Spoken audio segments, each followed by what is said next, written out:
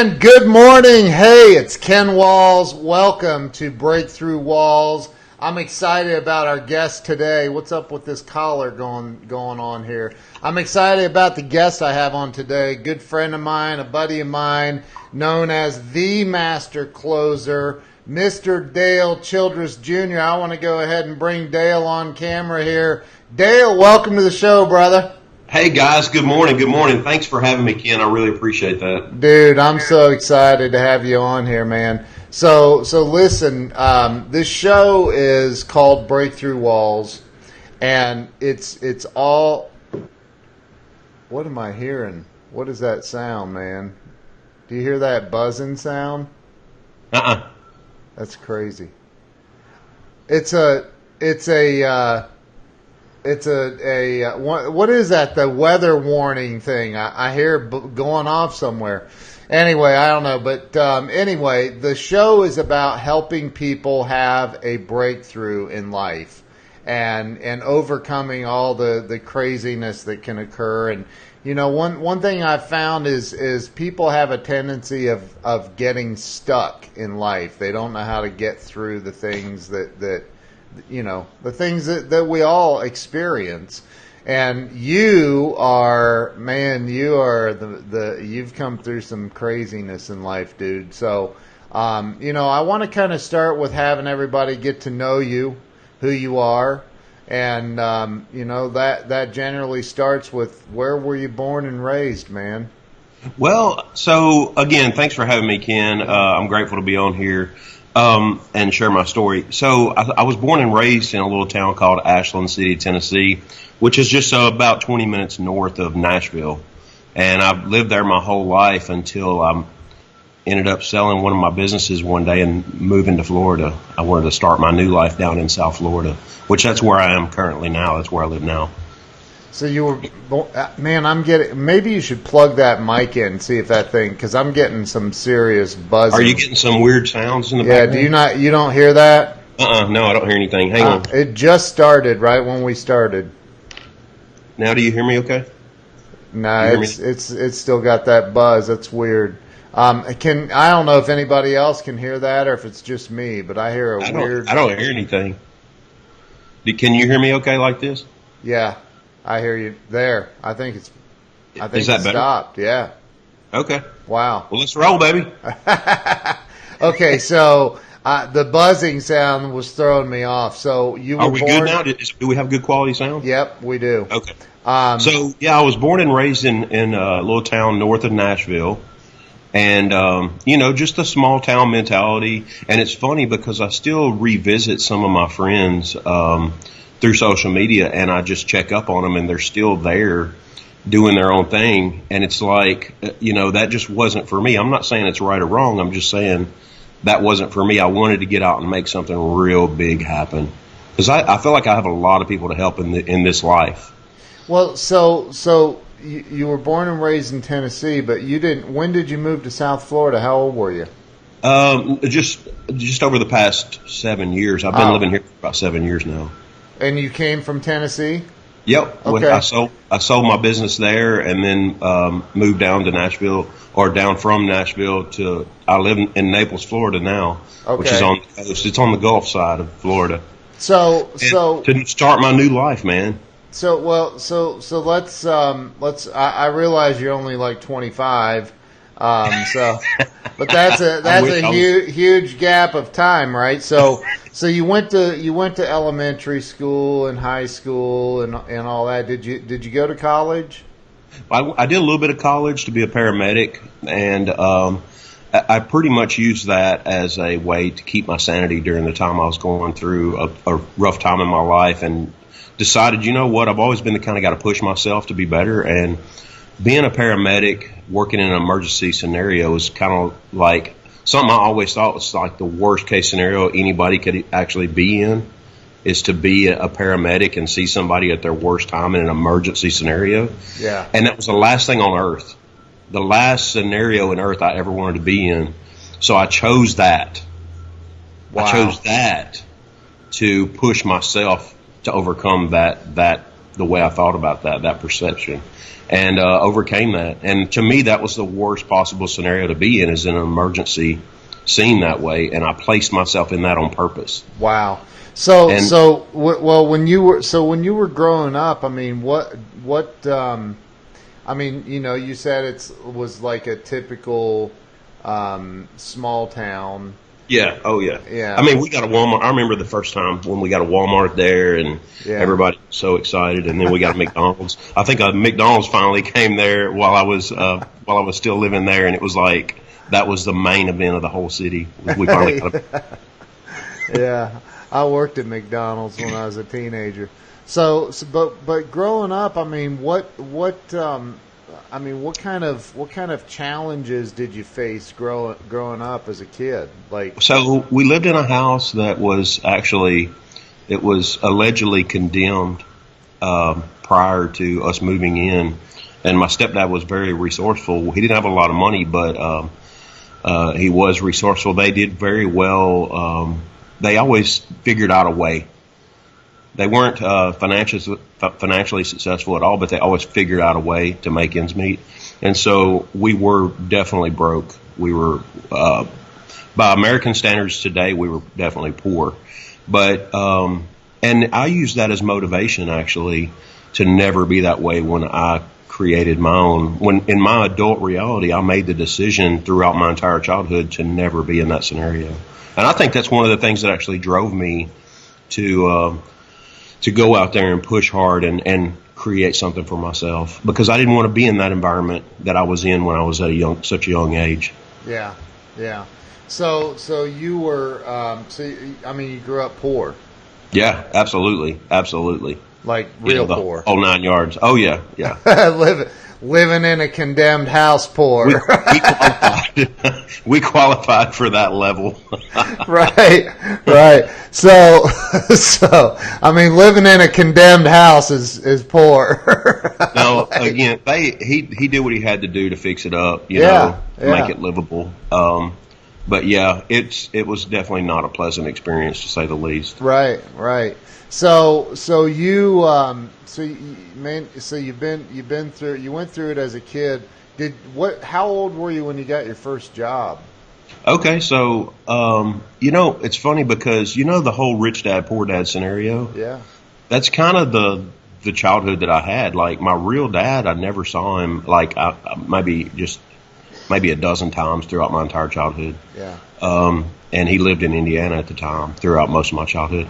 But he was always the one that would teach me about business, entrepreneur mindset, just how to get out there and generate quick revenue for yourself and think outside the box. Now, that was my real dad. And then my stepdad was the guy that I lived with. He was the guy that he had a rough childhood. He was illiterate. He never did learn how to read. He was a logger. So he would go out and cut trees down for a living. Yeah. Real rough life. Wow. I always joke about how that was a hard way to make an easy living. Yeah, right. So I had both two different perspectives. I had one guy going out and making things happen. He forced things to happen. Yeah. And then I had another guy that believed that the harder you worked, the more money you made, and you just had to work hard all the time. Yeah. And I don't think that's the case. I think if you work hard in the right vehicle, you can really do something special. Yeah. But just saying hard work alone is going to do it, that's bad data. I totally agree with you, man. So here you were. You grew up in a poor family, and I'm not making fun, man. I grew up like hamburger helper, and you ain't lived unless you had government cheese. That's right. That's right. You remember those? The big. Oh yeah, man. Yeah. Cheese. That actually was pretty good cheese. Yeah. But you can only have so much of it, you know. Yeah. We had I know. We grew up on cheese sandwiches. Yeah. Been there, man. So you experienced, living very poor as a child, and but what do you feel like was your greatest influence that kind of pushed you into what you became as an adult? Because I know you've owned businesses and what have you, but what influenced you? Okay, so you know what, man? That's a great question, and oddly enough, I think you're the first person that's ever asked me that. Really? Yeah. Now, in your 60 years on this planet. All 60 years. No, I'm actually 41. For those of you that are still wondering, I know I look really young for my age. You're just a baby, man. You're just a baby. So check this out.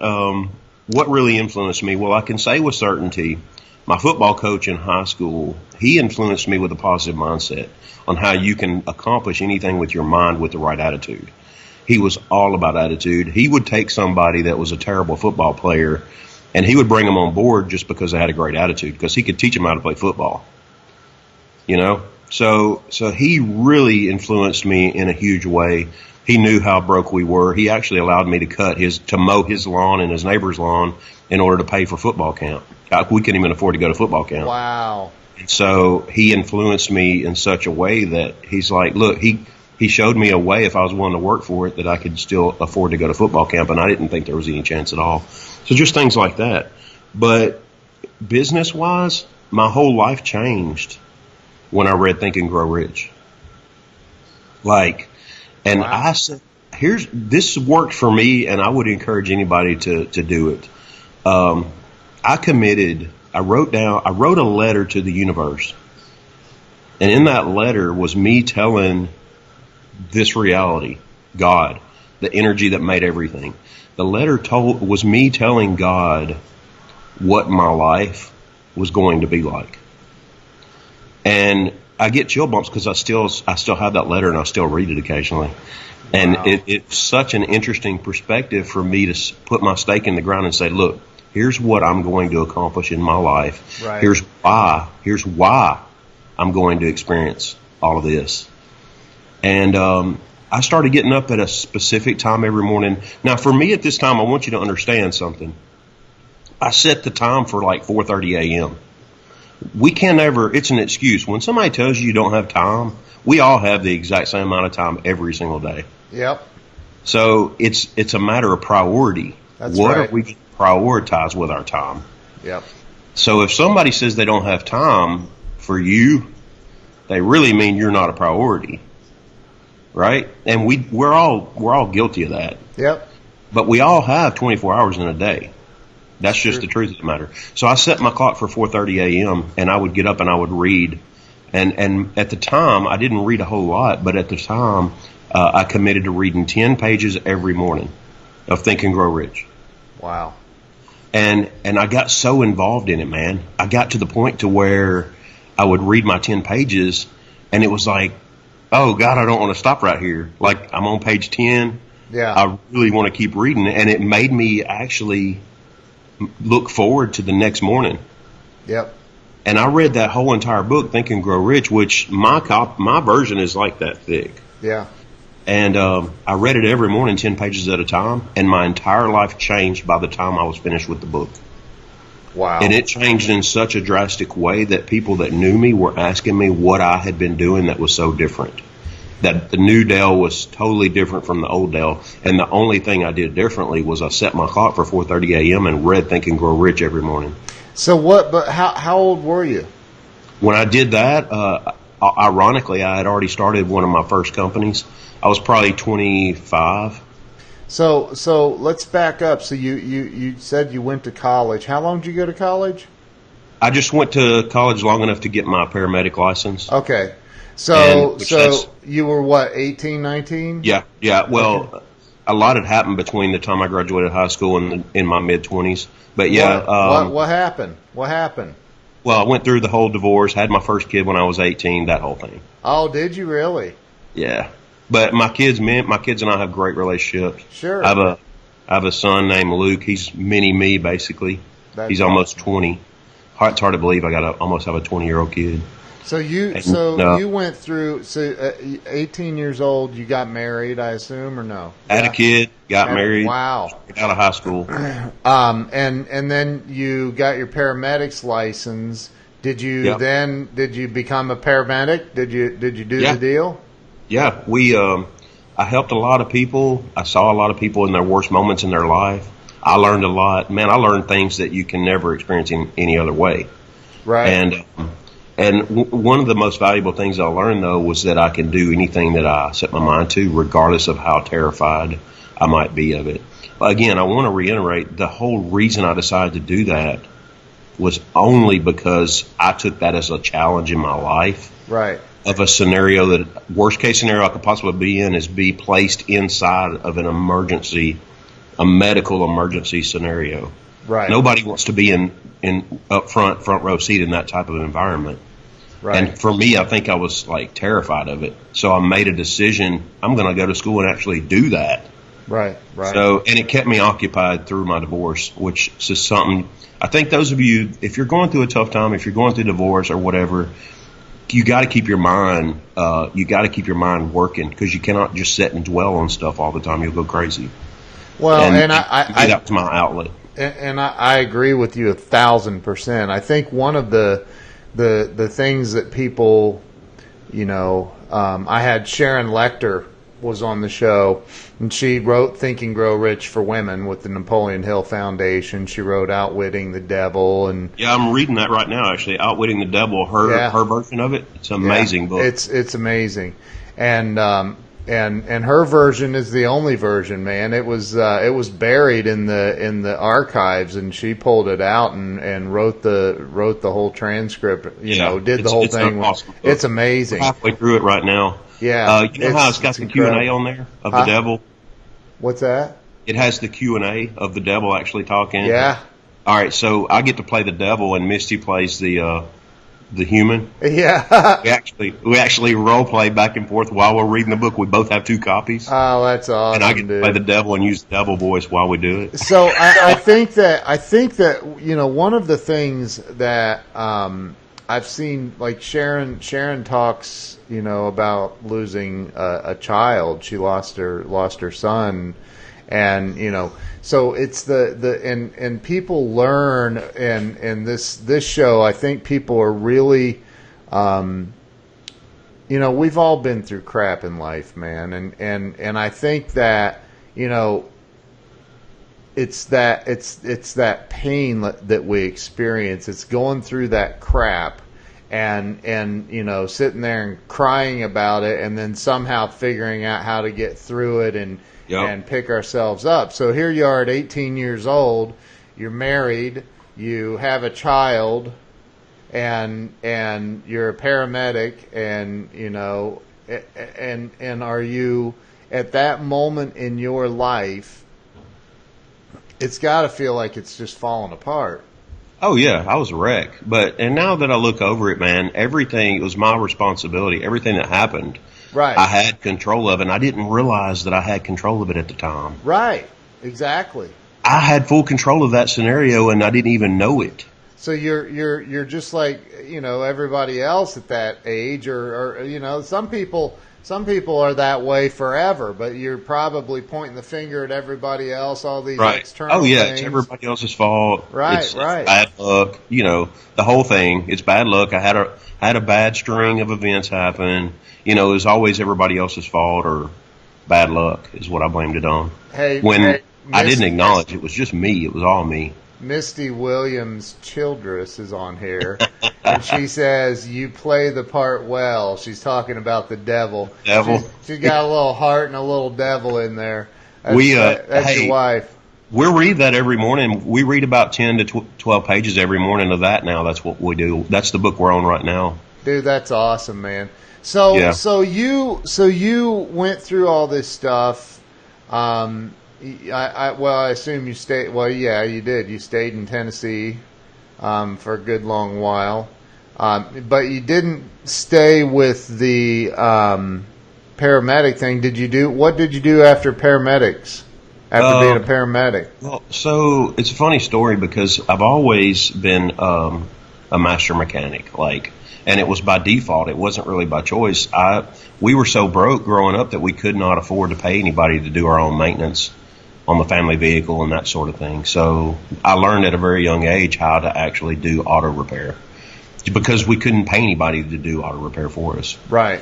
And the things that I learned, I turned that into a business. I was like, man, I can make a killing off of this. If I did an on-site auto repair service where I actually drive my big company van out to you and do all your maintenance on site. Yeah. See, now I'm eliminating the overhead of a shop.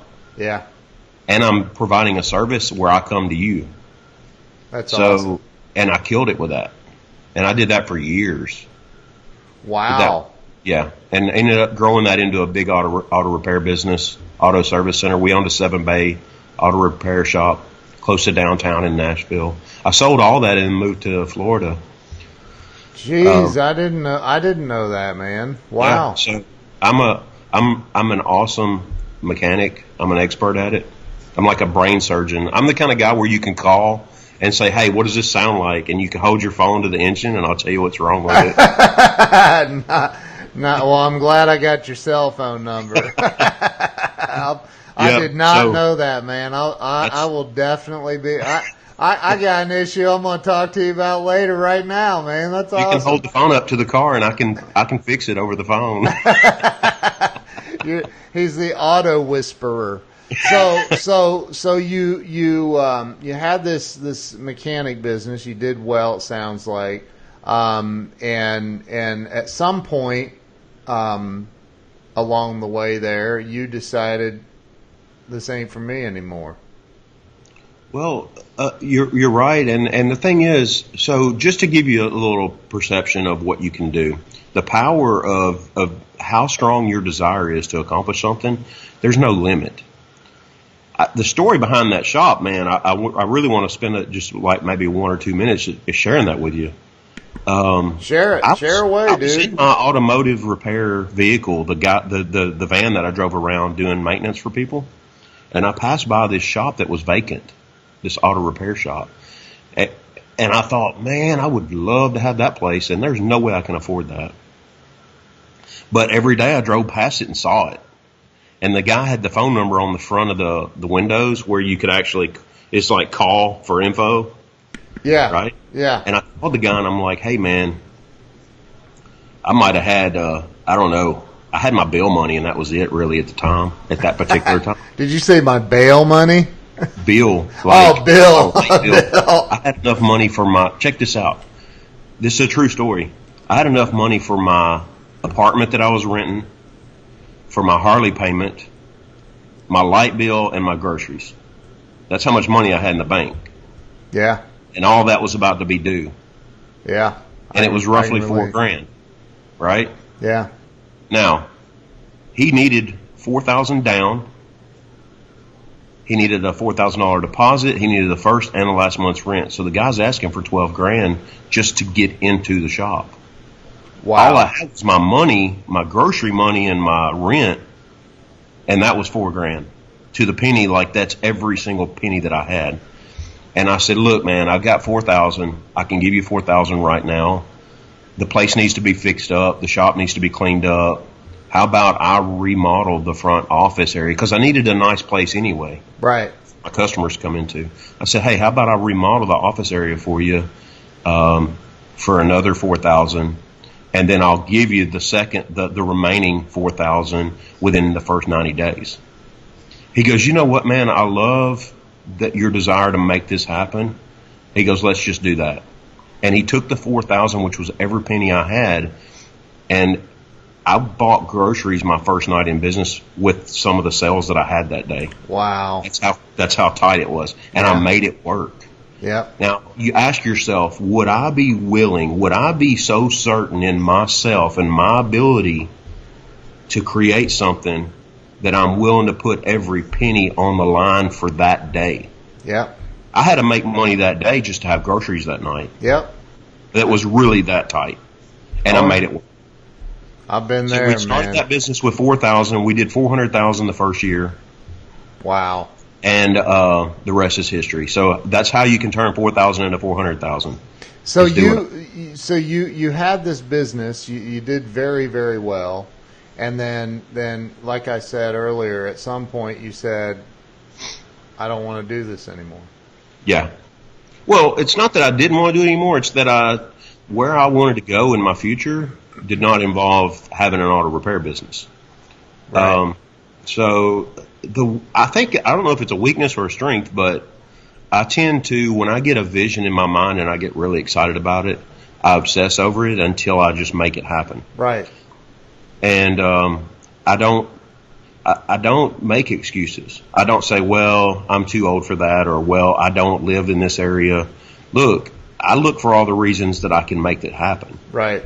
And like I said, I'm not sure if that's a strengthness or a weakness, because I'm kind of like a serial entrepreneur that way, really. I'm notorious for doing that.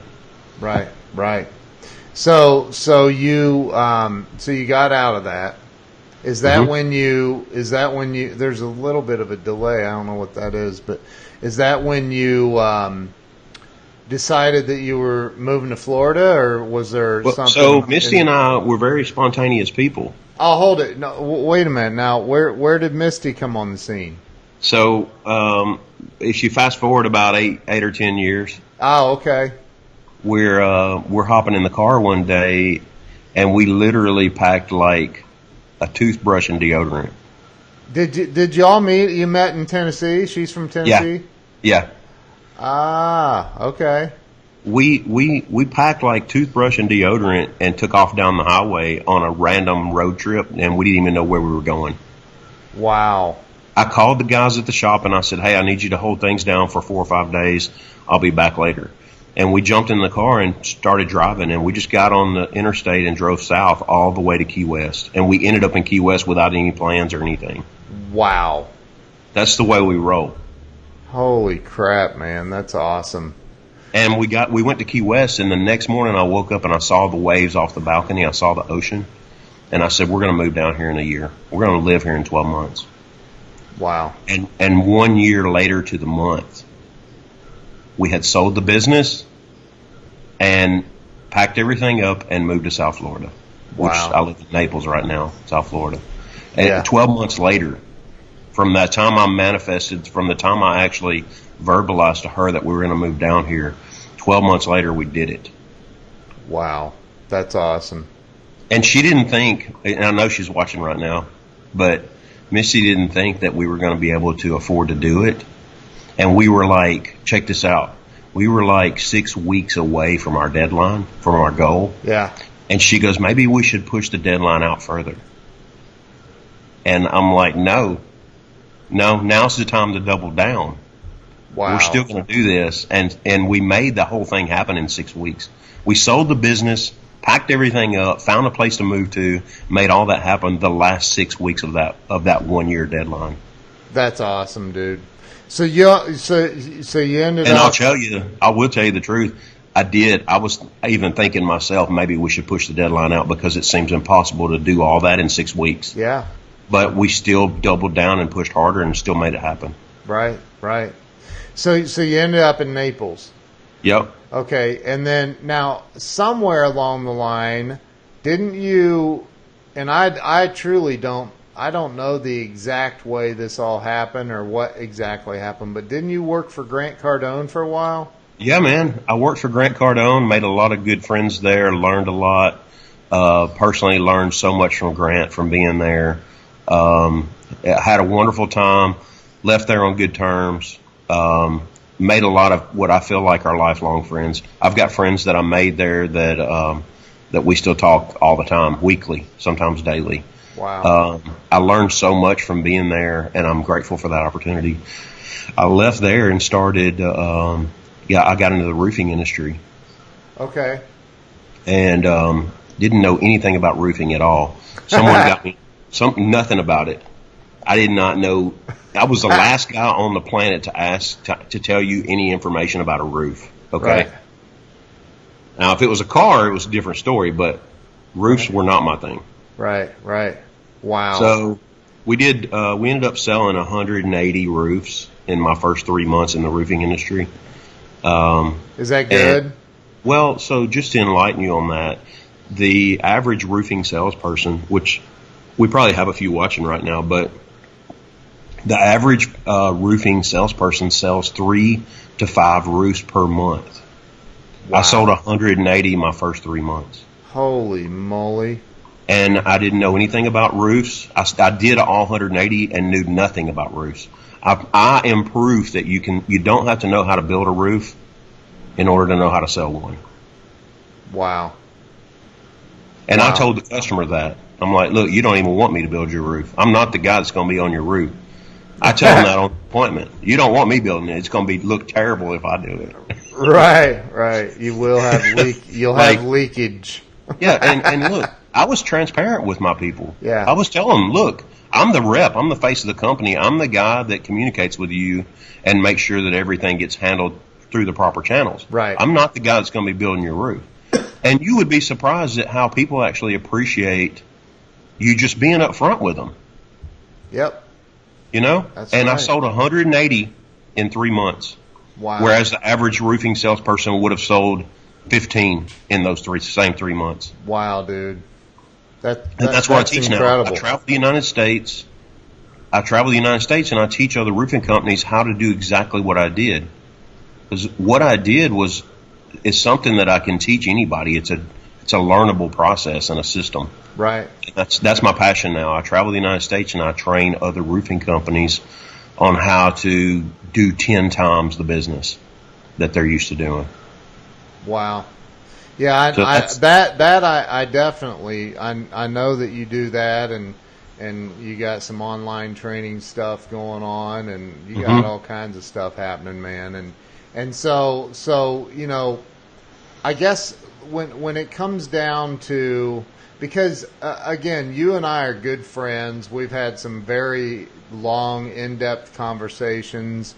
You were doing some training with some other people, and I may have been the one that pushed you into doing your own deal. Gave you that extra, you know. And hey, Dale's a lot taller and bigger than I am, so I can't honestly say I kicked him in the rear end, because he'd have whooped my ass. But I definitely gave you the push, and you know, I think that I've seen you over the last, I don't know, probably year and a half or so, just freaking boom, man, you've exploded, dude. And you know, it's funny. I appreciate that. What's funny is I still don't feel like I'm even close to where I'm going. Like, right. I don't know if entrepreneurs typically, if that's normal for them to feel that way or not, but I don't feel like I've done much yet. And the feedback that you've just given is consistent with the feedback I get from everyone else. They're like, man, you just blew up the past couple of years. But I really don't feel like I've even tapped into what I'm capable of yet. Right.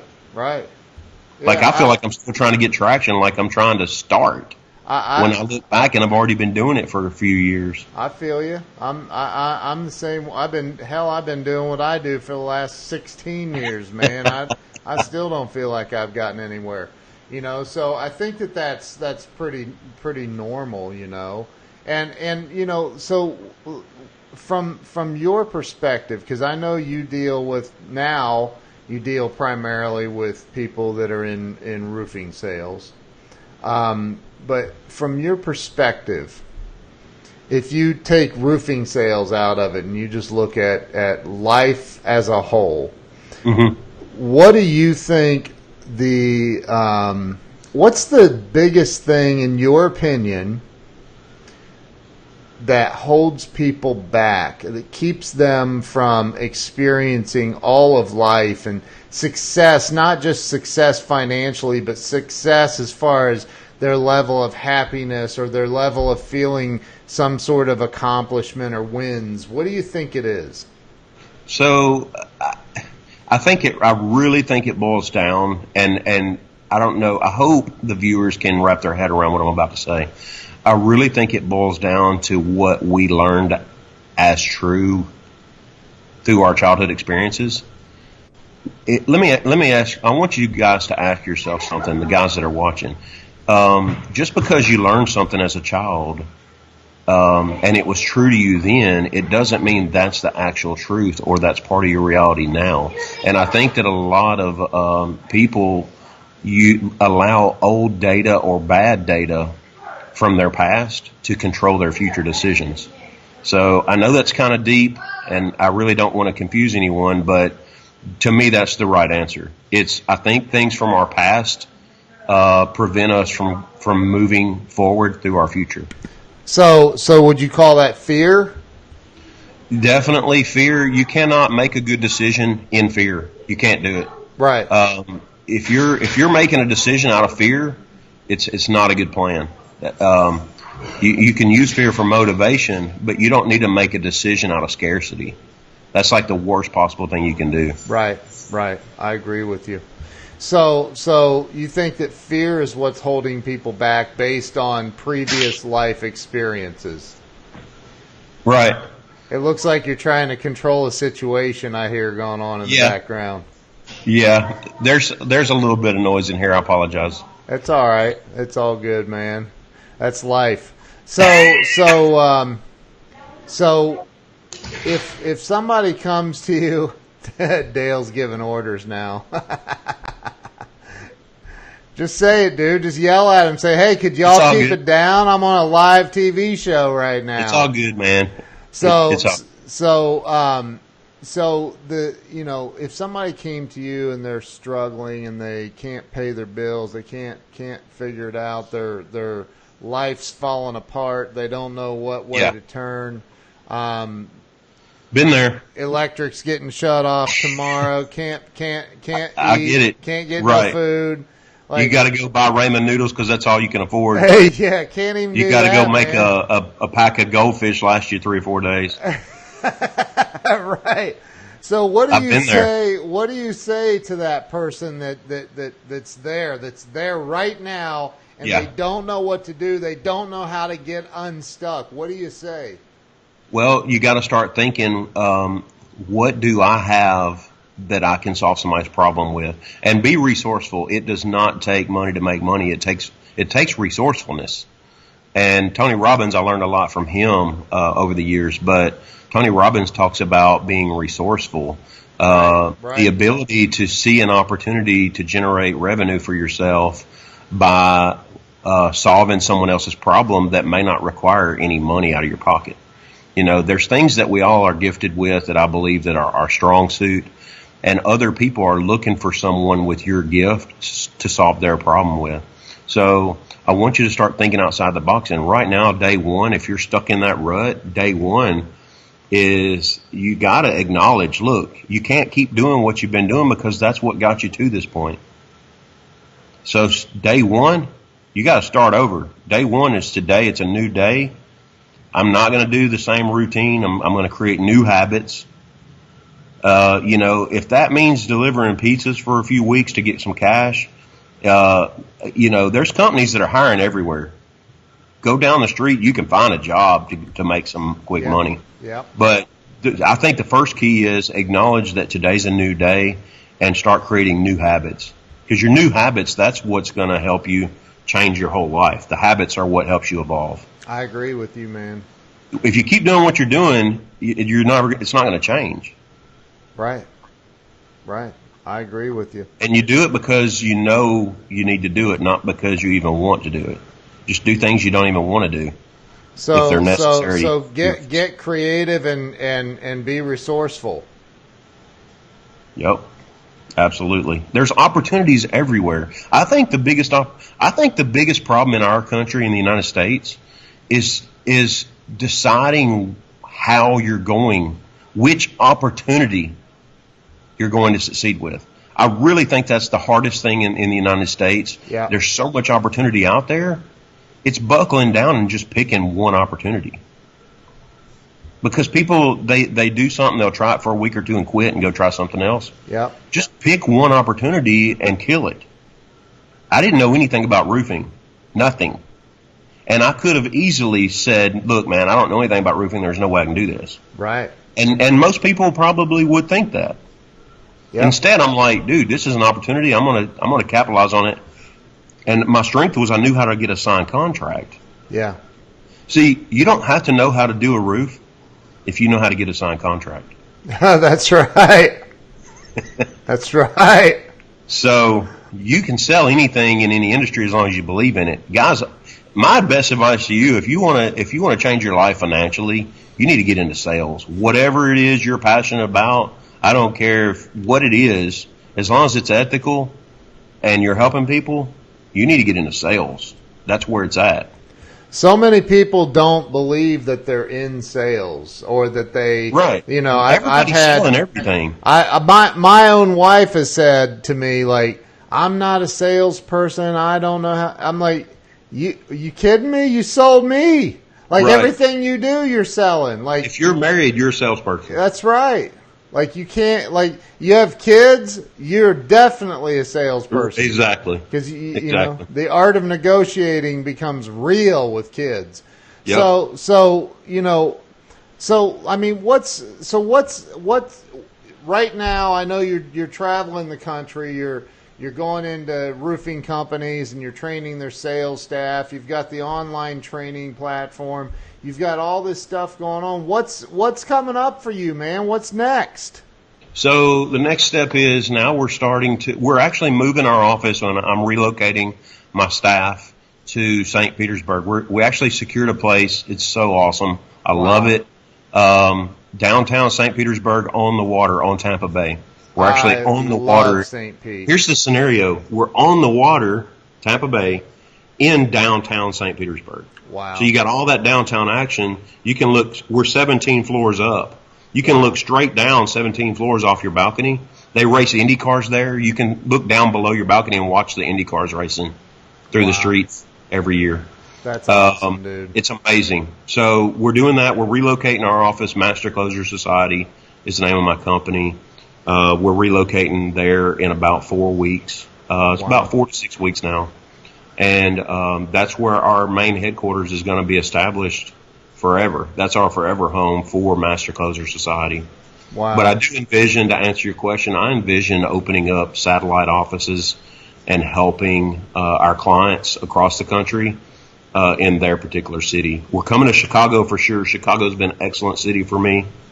We're going to open up an office there for sure, and definitely one in Dallas. So we got a lot in the works, man. There's a lot of people. We're in a hurry to help people, and that's our solution, or what we do is provide solutions for the roofing sales teams and salespeople. Wow, that's awesome, dude. That's totally and awesome. You know what makes it all worth it? Here's why I'm doing all this. It's my thing. Like when I teach a roofing salesperson what I know, and you can see it on their face. Yeah. When you see it and they're like, dude, that makes sense. Like, I got to go out and do this right now. Like, that reaction is why I'm doing all this. It's that reaction. Wow. And I know that I'm changing people's lives every day with the information that I'm tapped into, and we're just applying it to roofing sales. Wow. That's awesome, dude. And I'll help anybody that knows me. I mean, you can vouch for this. Anybody that needs help, man, just message me. I like helping people. I don't care what you're selling. Just message me. I'll help you. Yep. That's true, man. That's true. I know you well. And that's the thing. And so how do people follow you? Well, Facebook, 95% of my business is Facebook and word of mouth. Okay. My staff is getting me, they're pushing me out there more into LinkedIn world and Snapchat and Instagram and that sort of thing. But right now, my big foundation has always been Facebook. Right. Is Periscope still around? Yes, it is. Matter of fact, I haven't used Periscope in a while, but I used to have a really big following on Periscope. Yeah. But I quit using it just because I put so much attention on here. I didn't even know they were still existed or not. I know after Facebook Live. I just saw something pop up on my phone right now during this, since you and I have been talking, of Jeffrey Gittimer going live on Periscope just now. Okay. So yeah, it's still there. I haven't been on Periscope in a minute, but I think there's still a lot of people that are using it. I'm same with you, man. I put all my attention on Facebook and Instagram, and as a result, you lose attention over there on that Yeah. other thing, man. So that's kind of the way it goes. But what? I think if you're willing to stick your neck out and just find solutions for people, yeah, identify a problem that people are having and just go solve that problem. right. I mean, don't overthink it. People tend to look for the reason not to do something, Yeah, but I want to recommend that you want to start looking for the reason to do that opportunity. Because ask yourself this: what if it all goes right? What if everything actually goes the way I want it to? Then what? right, right. So what parting words? Because we're coming up on the close to the end here. I mean, you know, I love hearing people talk about the big challenges they've had in life, and you're hiding them. I'm just kidding. But I like to hear, you know, because I think, again, you know, people have a tendency of thinking if they share the pain that they've been through, that it's going to make them look weak or whatever. And I found it to be the exact opposite. When you share the pain you've been through, you cut it in half, and you also help other people that are going through similar things. You help them, like, be free. You help that your story helps other people. So, you know, what would you say, as kind of some parting words of wisdom and parting words of motivation? What would you say to people that are going through the crap, man? And how do you think you can help them get through it? That's an easy question. I'm glad we're in it with that question. That's a good question. So here's what I do, and this is what's worked for me. Again, everything that I teach is practical stuff that I do myself. This is what's worked for me, and I know it will work for anybody who tries it. I recommend that you start with what you want your future to look like. So start with your ideal scene, and I think even maybe perhaps drawing a picture of a perfect scenario for you 5 years from now. Yeah. Draw all that out and focus on your ideal scene, and then start doing this. Every time you're faced with a decision to make, ask yourself, does my decision get me closer to my ideal scene? Because there's plenty of opportunities, there's plenty of choices that we make every day, but some of them are not aligned with what our ideal scene is. And so that's an easy way to help you make decisions, is simply to ask yourself, okay, I see this opportunity. If I make my decision based on, is this opportunity going to get me closer to my ideal scene? You will wake up one day and see that you are living your ideal scene. Wow. It will happen. Now, do you write that all out, or you just think about it? Both. I think writing it out, but not only writing it out, but doing it in real time as if you already live it, I think is key, because you program your subconscious mind to accept that already as your present reality. Right. And again, I'm not trying to get all weird and everything on you, but I'm telling you because it's real for me. It works. I know. And to be totally transparent with you, yeah, we all have problems. There's days I don't want to do anything, you know? Yeah. So you have to focus. Okay, I think the reason that the night happens, I think the reason that the sun goes down at night is so we as humans can actually start over the next day. It's a new beginning. Yep. Every day is a new beginning, guys. Yep. Get out of your rut and focus on your ideal scene and where you're going. And I promise you, if you stick to that, you'll wake up and be there. One day you'll wake up and you'll be living that reality. So there is hope. No matter where you're at right now, you can accomplish anything that you focus on. Totally agree with you, man. Totally agree with you. So write it out, dream big, make the bigger and the don't thought. make stupid decisions that are not aligned with where you want to go. Right. You know, you can't say you want it and then go out and make the decision to party and do whatever and expect to get there. You got to make the decisions, right? Totally that are agree. Consistent with that. Yep, I totally agree with you, man. Well, dude, you are in the top 10 of my best friends in the world, I believe, and you're an amazing dude. I mean, anybody watching this that doesn't know Dale Childress Jr., I like to call him Dale Jr. That's me. There's some other dude that's trying to rip you off out there, man. That's all right. There'll be plenty more to come. I'm good with it. Yeah. So that NASCAR dude, what's Dale Jr. or something. But dude, for anybody watching that doesn't know Dale would literally give you the shirt off his back. He's such a good guy. He's got an amazing and beautiful, smoking hot wife, Misty. You guys, y'all, like you and Misty, you're just so. I love both of you. You guys are. Well, amazing. She's my best friend. She's awesome. I know. She's my support for sure. You guys are awesome, man. And so, if you don't know Dale, make sure you send him a friend request or follow him. I don't know if you're maxed out on friends or not, but make sure you're following Dale, and he's a good dude, man. If you need help with sales in any way, Dale's your man. And I'm just going to throw this out there because people need to know this, man.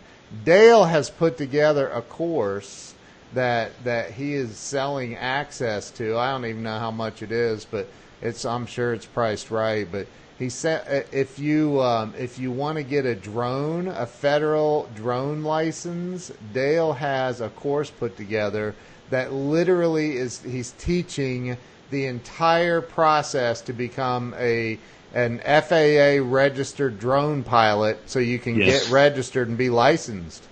Yep, you have realtors, people that are in photography, in the roofing industry, insurance inspectors, adjusters. I've got the deal. To get you licensed by the FAA. I know. I was telling my next door neighbor about it because his son's needing to get licensed. He's a minister of a church here, and his son. I said it's funny you just brought that up. I've got a buddy that's got a course on that. So yep. So by the time you finish my course, and there's also a prep exam that consists of actual FAA test questions. Yeah. The prep exam will you can take it as many times as you want, and then you go take your actual exam and you knock it out of the park. Dude, that's so awesome that you put that together. That's something. I knew that was a need. It's needed big time. I haven't always wanted to be a drone pilot instructor. Right. Like that's not one of my aspirations. Right. But again, I saw that there was a need for that. Yeah. Right. So, dude, that's awesome, man. And took it, and took that opportunity to teach people that. That is so awesome. Well, listen, bro, I appreciate you. We had to work through some technical issues this morning, and that's just who you are, man. You're just like, come on, man, let's figure it out. Let's just roll. Let's do it. And so we got through that. But I appreciate you taking the time no problem. to out of your busy schedule to be on the show today.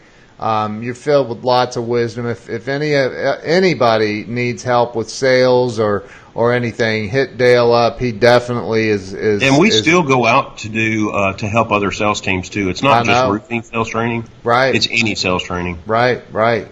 So, dude, like if you need help, I don't care what your company is, Dale can help you. So make sure that you're following him. Send him a message. Send him an instant message, or is there a phone number people can reach you on? Or I'm always on Facebook. I mean, 24/7, so they can message me anytime on there. Okay. We can keep it private or however they want to do it. Just reach out to me and I'll help you. Yep. All right, very good. Well, hey, thank you. I appreciate you, brother. Yes, sir. Thank you. You have a great day. Hey, I appreciate it. And you guys, thank you all for watching the show and following the Breakthrough Walls page and program. I appreciate y'all, and we will see you guys tomorrow. Peace out. Have a great day.